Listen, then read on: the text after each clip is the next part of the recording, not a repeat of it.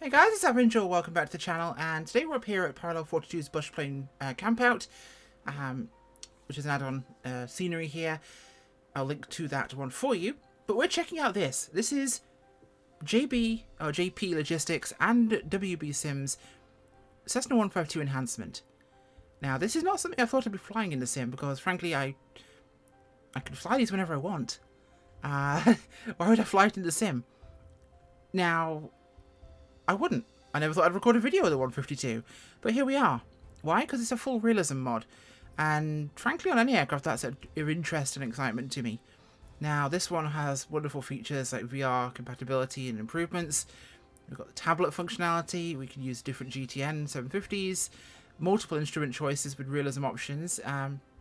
We have things like the custom written CAP 140, we have a custom KR87 ADF, options for the KN64 DME. Now obviously some of those won't work if you're running the 750 because it includes a lot of those functions. EGT gauge options. The flight model is from the base 152, so it's going to be like that.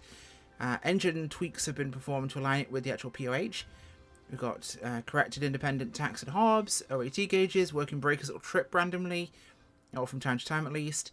Electrical overhaul. We've got oil usage, overheating, plug fouling, pitot icing both at the port and the drain hole, static port blockage, chocks, pitot covers, engine covers, loads of little features in this thing. It is crazy how detailed this is. This is freeware, by the way, so it's state saving, so it's going to restore. Why is the engine on? No. Yeah, that shouldn't be on. Sometimes when it state saves, it kind of resets itself from a different position. This is balked. This isn't third-party add-on from FlightSim.to for a tablet mod. It's not compatible with system this one. failure. Thank you for telling me. GPWS system failure. That's because I'm using the FlightSim data rather than real-world data from Navigraph for the GTN. Get rid of that. That's just a third-party mod, not connected to this mod in particular. I can't make it work, no matter how hard I try. Tablet.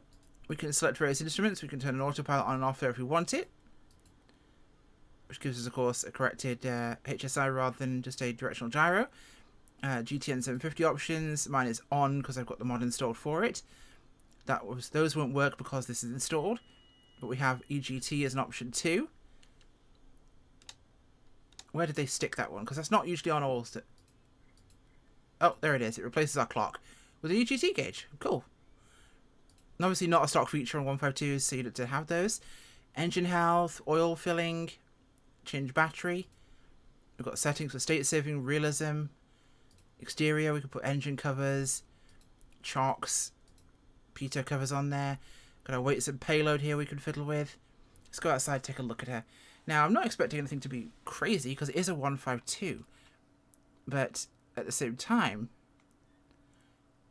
it's a very different version to what we have in the sim. Now, this comes with 3 versions. You've got the no wheel pants.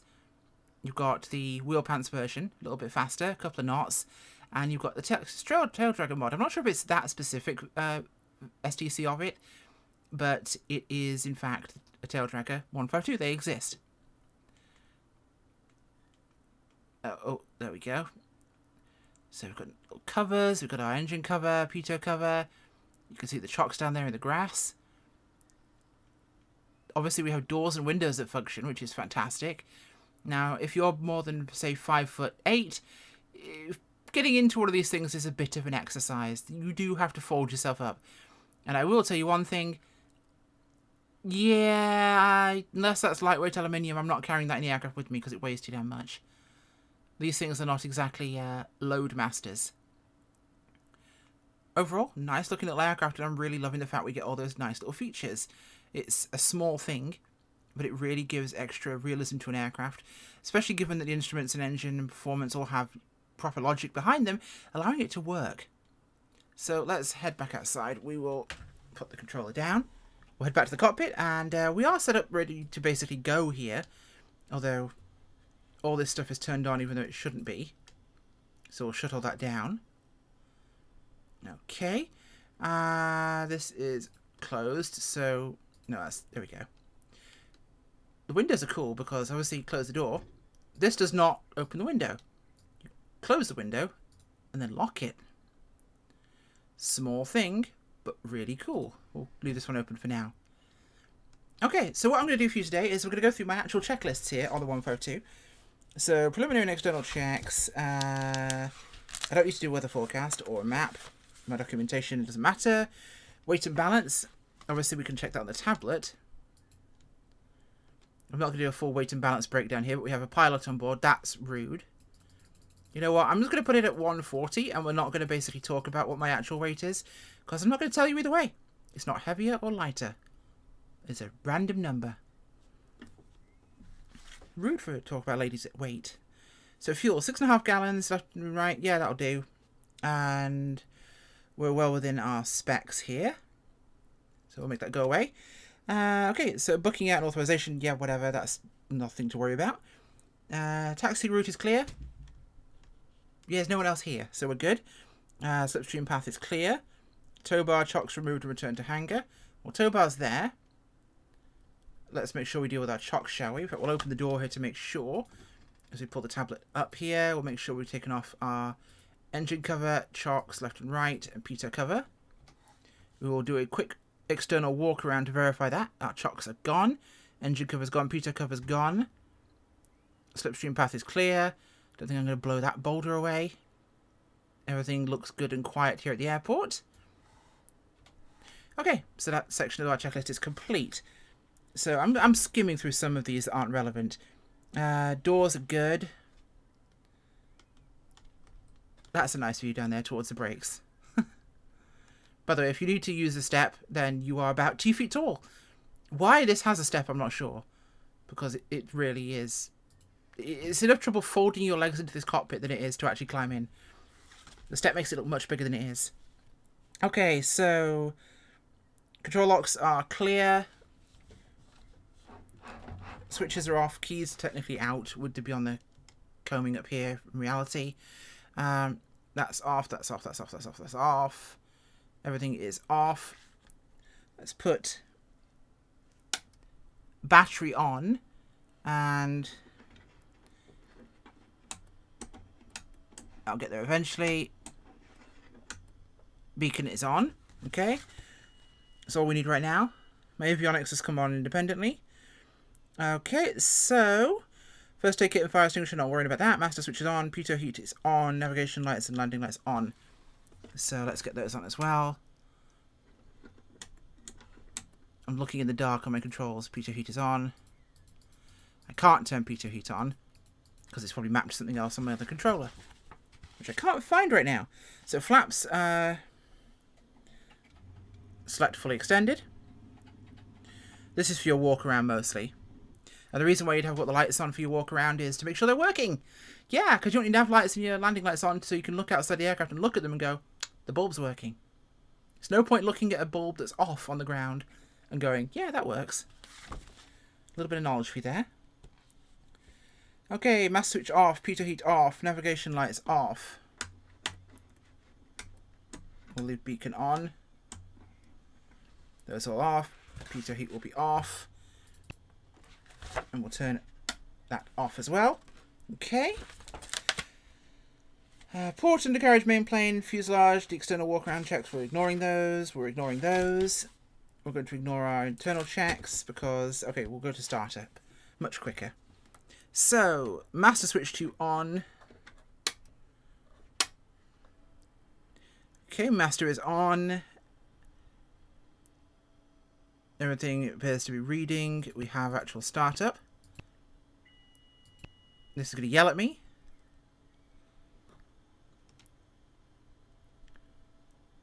Got read. TOS system failure. Yes, yes, yes. JPWS system failure. This is because I'm using sim data rather than the other one, the actual Garmin data, so it gets a bit confused. Okay, fuel cockets on. We've got prime as required. We don't need to prime it. It's warm, but we'll give it a quick hit or two. Okay, prime is required. Unlocked. Can I lock it? I don't think I can lock it. We'll pretend we locked it. So mixture is rich. Now our altitude right now is only 1,000 feet, so we can go to rich with mixture. Okay, throttle. Okay, we'll have a go for a 1/4 inch open. So like that. Carburetor heat is cold. It is in. We've got, that is here. So check all clear around. We'll go for clear prop. We'll go to max both. It is clear all around. We know this. We'll retract our flaps. We don't need those out right now. Clear prop.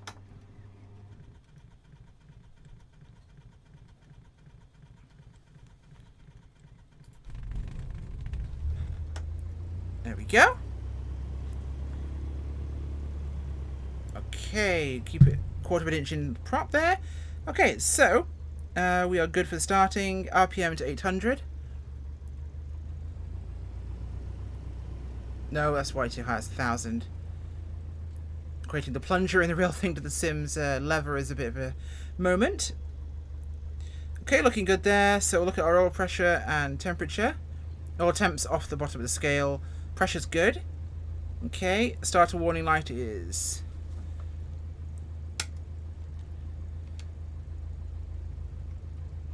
still on, I think. Okay, suction is good with green arc. It's right here. We've got oil pressure 30 seconds, that's fine. Oil temperature's not good yet, we're still waiting on that. Ammeter charging low voltage light is out. No, it's still on. Mags are individual function checks, so we'll go to 1000 to 1200. We need more RPM for the actual ammeter to go out, so we'll hold the brakes. 1200. We'll do an individual mag check.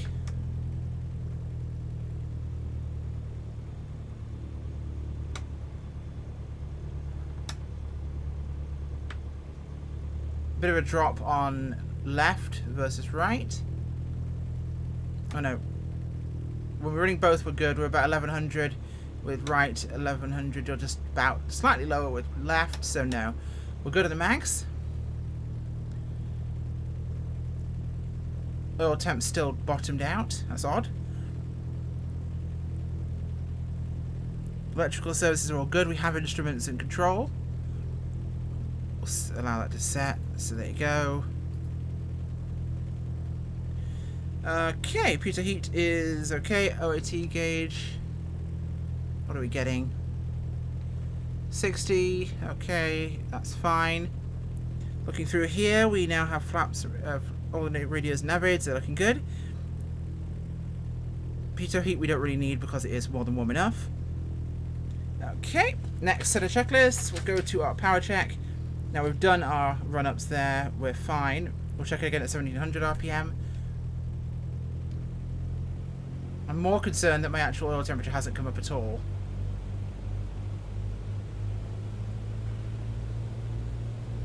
So our mag function check is not our actual run-up.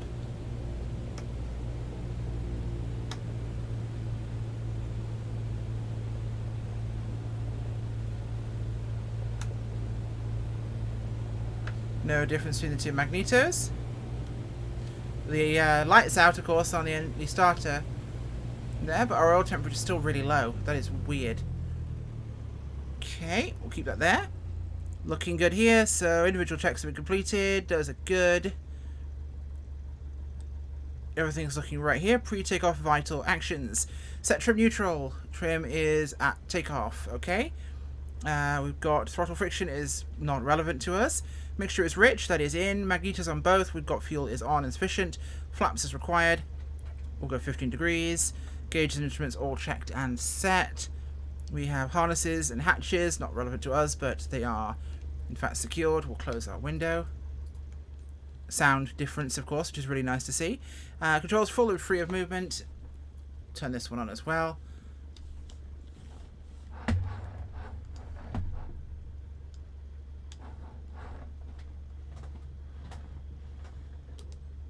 Okay, we're good in that regard.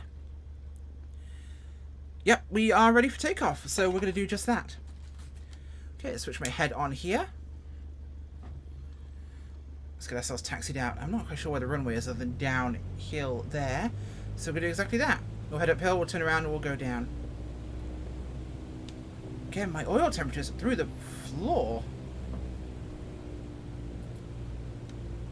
Now, one thing you'll notice with the real 152s, especially the older models, anything that was 70s-ish vintage, which is a lot of them, this, as I just move my pedals, see? This steers the aircraft.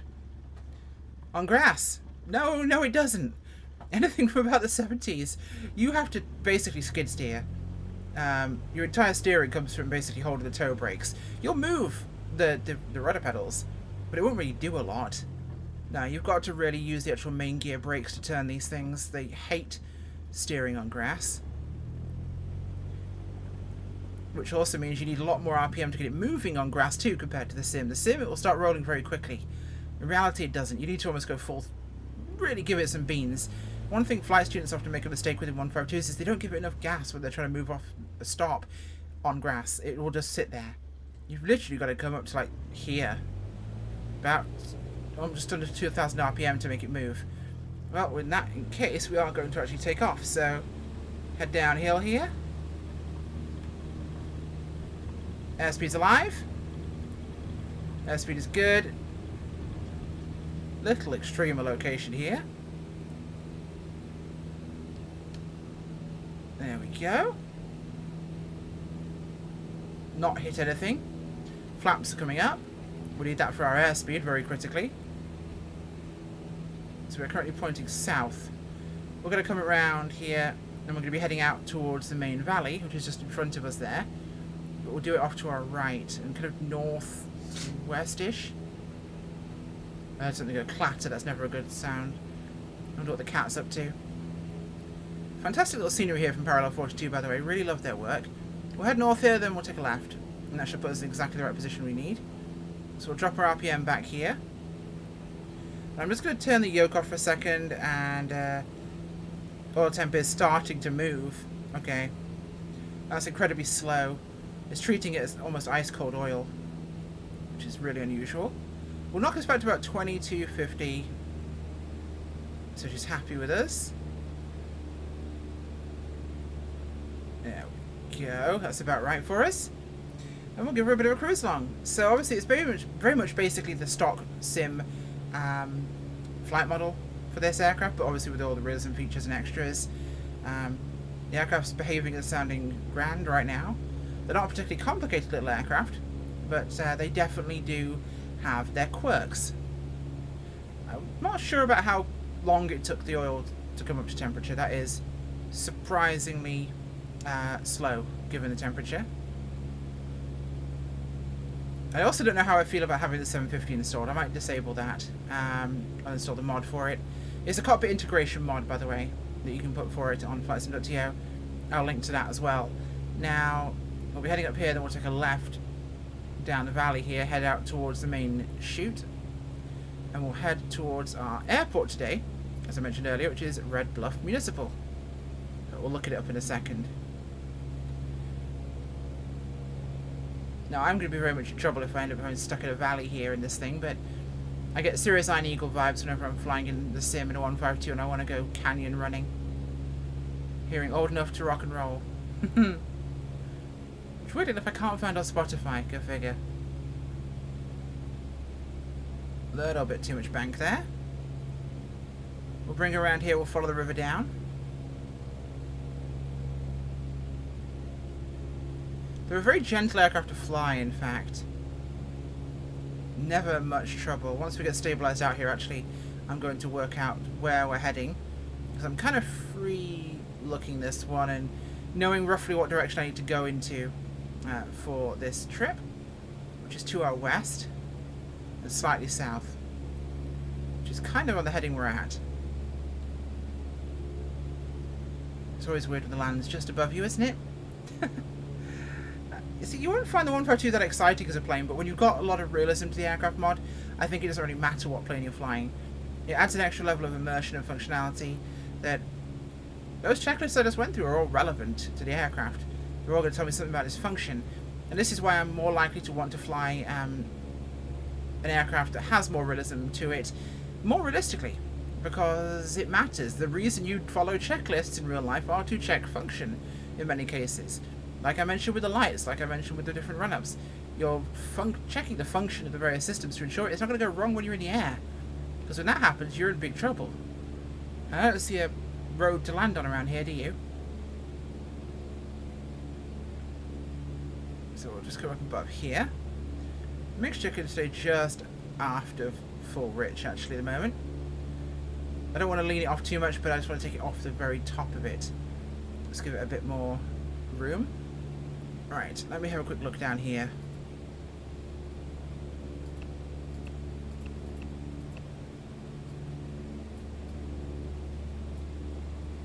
That's us. Oh, that's a tree. Duh. We didn't do that. You never saw that. It never happened. Let's quickly keep my eye on both the horizon and the aircraft. So that's where we're heading to. There's our beacon.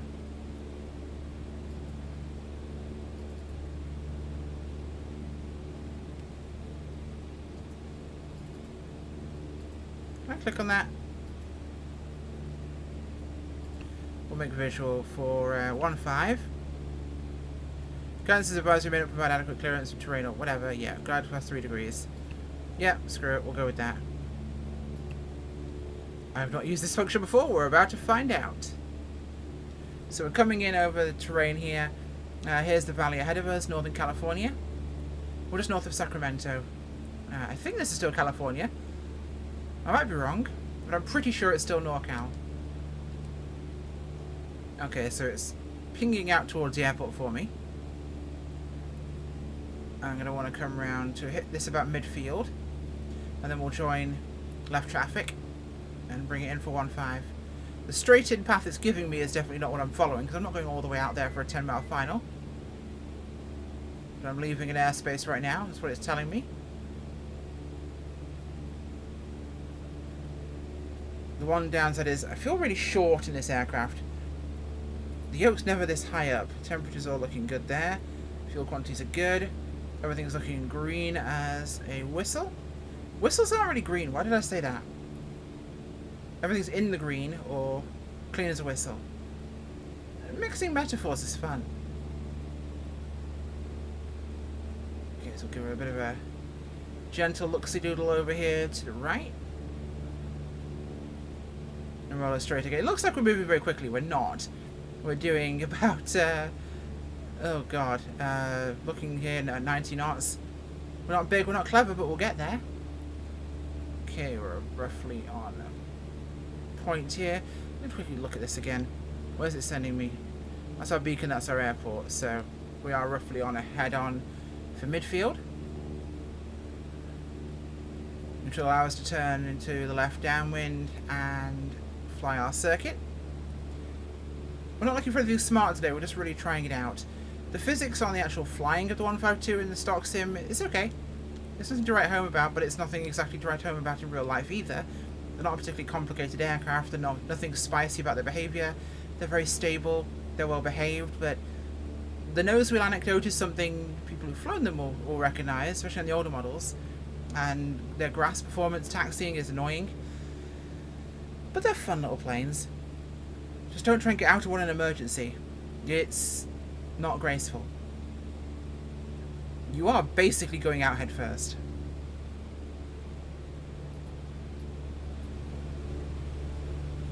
Let's open the window. A little fresh air never hurts anybody. That's more like it headwise. Okay, let's keep ourselves straight up here.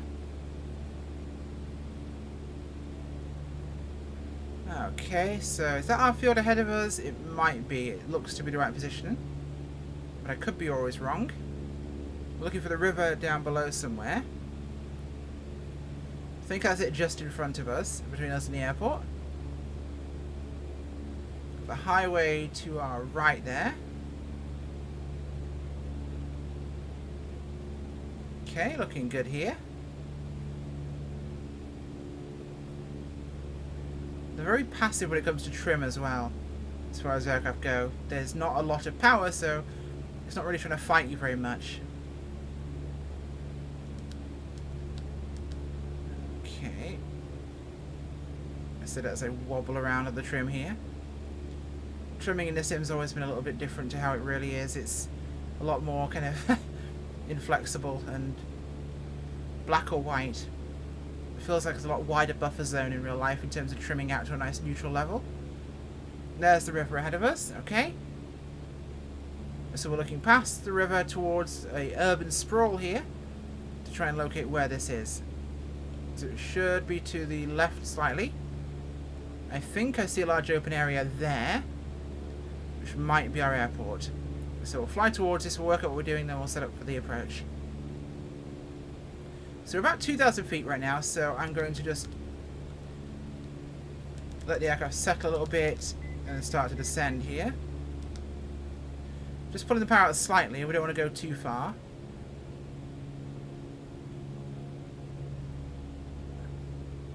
We want to be entering the pattern at about 1,000 feet, so we'll drop it down at 500 feet a minute. A little bit of nose down trim there. We'll pull the power all the way out, in fact, and we'll hit our carb heat. Yeah, carb heat is on. That's a whole pull rather than a click. That's surprising for the sim. Okay, we're at 1,000 feet, so we'll push it back in. Give it a bit more power here to maintain our altitude. This would appear to be our airport, so we're going to set ourselves up for a turn to the right in a second.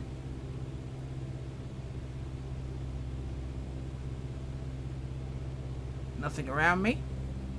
I could tell you a nice anecdote about an RAF King Air entering airspace about 500 feet above me and almost in my correct exact position on a certain radial, declaring that it was 500 above me whilst I was climbing to that altitude. And you'll notice that, okay, other than clipping through the ceiling, seeing above yourself in this is kind of hard. Okay, there's our airport, so we're going to start our turn here. A little bit of rudder.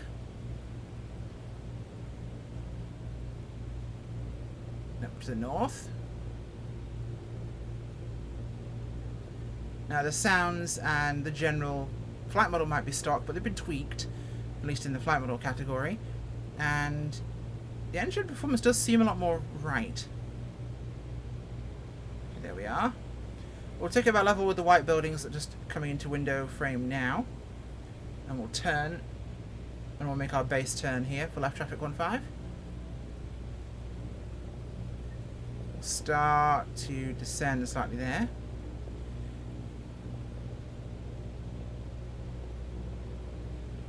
Okay. We're a little bit below 1,000 feet AGL right now. I'm not specifically sure on the airport altitude, so we'll stick with what we're doing here. Okay. There's the airport. Pull the power all the way out here. Carb heat is on. I notice we do sink like a bit of a brick at the moment. Put 15-degree flaps in. Not that we need it here. We've got 5,000 feet. But it's worth having rather than not having and needing.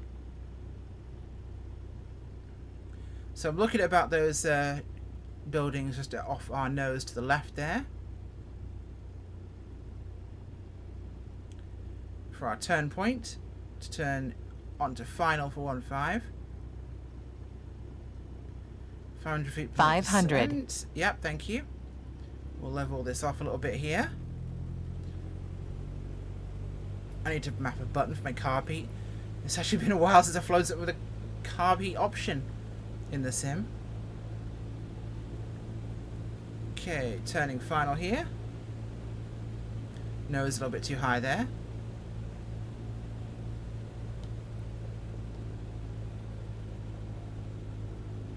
We overshot by a nudge. We'll let the nose come round till we're just past the runway. If we aim at the runway rather than past it, we'll just come at it from an angle. Whereas if we aim past it, we'll actually return to that center line and bring her around. Okay. So this sort of distance, I'm just going to idle out my power. Carb heat's on. I'm not going to make any major trim adjustments. Carpeet's going to go in if I need to actually apply power and get away here, because carpet will reduce your actual horsepower. Little off center. No power. No power necessary. We've still got quite a lot of airspeed and lift here. Quite a lot of power and lift. Just aiming right at the line beyond the numbers there. And we're done. Not very hard at all. Really not a complicated process in the 152. Lots of runway, big, wide, and hopefully, well, not entirely flat, but close enough. Don't be doing this, exiting at higher speed than you should. But on asphalt, you have a far easier time steering this thing. A lot easier, in fact. What do I think of this mod? This is great. Even if you don't fly this, I would install this and try it out. Because not only is it accurate and well done, but it's free. And it gives you a complex, systems-rich aircraft with lots of candy features to play with that makes it incredibly enjoyable. I wish we could see this kind of mod for a couple of other aircraft in the default category. Some of the Cubs. Would love to see that done to some of the Cubs. Please, please, please do that to some of the Cubs. I would love you long time if we could have a Cub with things like chocks and opening doors and, you know, engine and instrument realism. That'd be fantastic. The 152 or the 152 with floats. Or 172, sorry, and 172 with floats. Hell, a Beaver engine realism mod. Why can't we get that? You know, full depth to the electronics and systems on the Beaver. Give me that. Gosh, I would die. Is it worth it? Yeah, absolutely. It's free. Of course it's worth it. I wish we could remove the little rubber ducky, but, you know, it is what it is. Not the end of the world.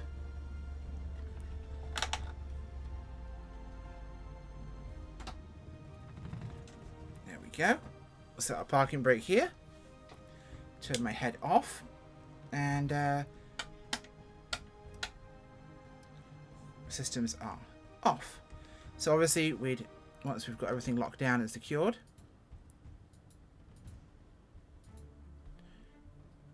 we'd come along, we'd hop out, we'd go and slap on our chocks and covers, we'd tie her up for the night,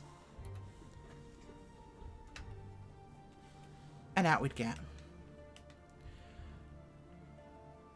I really don't want to fly the 152 very much, because it's not interesting to me. It's normal. But I think with the amount of depth to this, I mean, honestly, it is hard to screw up flying a 152. It is hard to damage the engine. It's hard to wear the thing out. It's hard to abuse it. They're very, very forgiving aircraft. They will take a lot. They will give you very little. But they will take a lot. They're like a pack mule that can't carry anything. It'll take a beating and it'll keep going. It's just not very useful for much. Maybe it's like a chocolate pack mule. That makes more sense. But I digress. It is very well done. I like it. And why is that prop spinner got a weird black hole on the side of it there? Ambient occlusion map go brrr. That's strange. Oh well. No, overall, well done aircraft. Really great systems and operations. It works exactly like the real thing. And if you want to fly a 152, if that's your dream in the sim, this will absolutely fulfill it. And if you like rubber duckies, extra bonus. Thanks for watching, guys. Bye.